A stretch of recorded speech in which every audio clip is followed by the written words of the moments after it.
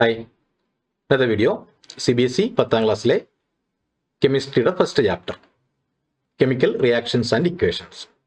ഇതിലെ ടെക്സ്റ്റ് ബുക്കിലെ എക്സസൈസിലെ 17th ക്വസ്റ്റ്യൻ മുതൽ 17ാമത്തെ ക്വസ്റ്റ്യൻ മുതലാണ് ഇന്ന് ചെയ്യുന്നത്. നിങ്ങളുടെ ക്വസ്റ്റ്യൻസ് കഴിഞ്ഞ വീഡിയോയിൽ ചെയ്തിട്ടുണ്ട്. A Shiny brown coloured element X on heating in air becomes black in color. Name the element X and the black colored compound form. The shiny brown colored element X is copper. ആ element copper ആണ്. When it is heated in air, it becomes black due to deposit of copper oxide. ആ കോപ്പറിന്റെ മുകളിൽ copper oxide പറ്റിപ്പിടിക്കുന്നതുകൊണ്ടാണ് അവിടെ black coloured ഒരു compound അതിൻ്റെ മുകളിൽ ഉണ്ടാകുന്നത്. X എന്ന് പറയുന്ന എലമെന്റ് കോപ്പർ ആണ്. അപ്പോൾ കോപ്പർ എങ്ങനെ റിയാക്ട് ചെയ്യും? നമുക്ക് ഇതിന്റെ ഇക്വേഷൻ എഴുതാം. 2Cu, ഇത് കോപ്പർ ആണ്, ഇതിന്റെ colour brown, plus O2 oxygen, എയറിൽ നിന്നുള്ള ഓക്സിജൻ. ഇത് റിയാക്ട് ചെയ്യുമ്പോൾ ഗിവ്സ് CuO, കോപ്പറിന്റെ ഓക്സൈഡ്, കുപ്രസ് ഓക്സൈഡ്. അങ്ങനെ കോപ്പറിന്റെ ഓക്സൈഡ്, കുപ്രസ് ഓക്സൈഡ് അവിടെ ഉണ്ടാകുന്നു. അതിന്റെ കളറ് ബ്ലാക്ക് ആണ്. ആ ബ്ലാക്ക് കളറ് കോമ്പൗണ്ട് കോപ്പറിന്റെ ഓക്സൈഡ് ആണ്. When it is heated in air it becomes black due to deposit of copper oxide. അതിന്റെ മുകളിൽ കോപ്പർ ഓക്സൈഡ് പറ്റിപ്പിടിക്കുന്നു. അതുകൊണ്ടാണ് അവിടെ ബ്ലാക്ക് കളർ ഉണ്ടാകുന്നത്. ഇതിലെ 18th question, why do we apply paint on iron articles? Iron ആർട്ടിക്കിൾസിന്റെ മുകളിൽ paint ചെയ്യുന്നത് എന്തുകൊണ്ട്? To prevent iron articles from rusting, തുരുമ്പെടുക്കാതിരിക്കാൻ വേണ്ടി rusting, we apply paint on it. അതിന്റെ മുകളിൽ പെയിന്റ് ചെയ്യുമ്പോൾ by which iron does not come in contact with air and moisture which cause rusting. റെസ്റ്റിങ്ങിന് കാരണമാകുന്നത് അറ്റ്മോസ്ഫിയറിലുള്ള എയറും മോയ്സ്ചറുമായിട്ട് ഇതിൽ കോണ്ടാക്റ്റിൽ വരുമ്പോഴാണ് അവിടെ റിയാക്ഷൻ നടക്കുക, ഓക്സിഡേഷൻ നടക്കുക. അപ്പോൾ അത് പ്രിവെന്റ് ചെയ്യാൻ വേണ്ടി, അത് തമ്മിൽ കോണ്ടാക്റ്റിൽ വരാതിരിക്കാൻ വേണ്ടി അതിൽ പെയിന്റ് ചെയ്യുന്നു.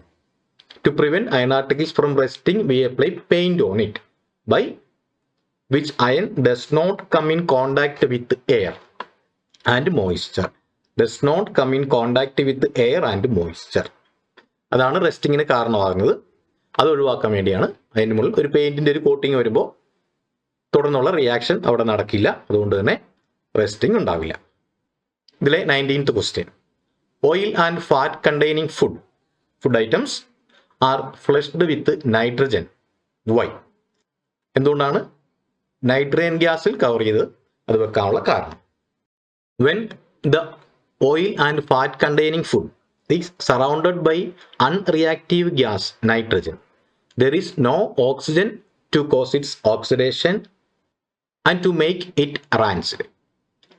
അവിടെ റാൻസിഡിറ്റി നടക്കാൻ, റാൻസിഡ് ആവാനുള്ള കാരണം അവിടെ ഓക്സിഡേഷൻ സംഭവിക്കുന്നു. ഓക്സിഡേഷൻ സംഭവിക്കണമെങ്കിൽ ഓക്സിജനുമായി റിയാക്ട് ചെയ്യാൻ പറ്റണം. അപ്പോൾ when oil and fat containing food is surrounded by unreactive gas nitrogen, ഈ നൈട്രജനുമായിട്ട്, നൈട്രജൻ കൊണ്ട് അതിൻ്റെ ചുറ്റുപാടും ഫ്ലഷ്ഡ് വിത്ത് നൈട്രജൻ ആണെങ്കിൽ നൈട്രജൻ ഈ ഓക്സിജനുമായിട്ട് ഇത് റിയാക്ട് ചെയ്യുന്നതിനെ തടയുന്നു. അതുകൊണ്ട് തന്നെ ഓക്സിഡേഷൻ ഇവിടെ സംഭവിക്കുന്നില്ല. അതുകൊണ്ട് തന്നെ ഫുഡ് കേടാവുന്നില്ല. So keep food items fresh and safe from oxidising effect of oxygen. Food items are flushed with nitrogen gas. ഇതിലെ last question, 20th question, explain the following terms with one example each. Corrosion, അടുത്ത് rancidity. Corrosion, it is a process in which metals are eaten up gradually by the reaction of air, moisture on their surface. Metals are eaten up gradually by action of air. Air അല്ലെങ്കിൽ moisture അല്ലെങ്കിൽ അതിന് സർഫസിലുള്ള മറ്റ് chemicals അതുകൊണ്ട് നാശം സംഭവിക്കുന്നു. ഇരുമ്പ് തുരുമ്പെടുക്കുന്ന പോലെ. അതിനെയാണ് നമ്മൾ കൊറോഷൻ എന്ന് പറയുന്നത്. അതിന്റെ എക്സാമ്പിളാണ് iron forms reddish brown coloured coating, അതായത് തുരുമ്പെടുക്കുന്നു, coating on its outer surface due to corrosion. അതൊരു എക്സാമ്പിളാണ്.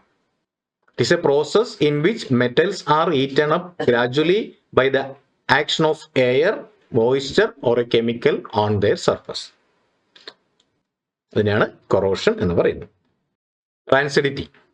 When fats and oil containing food oxidised with air or oxygen, their smells and tastes changes. This process is called rancidity.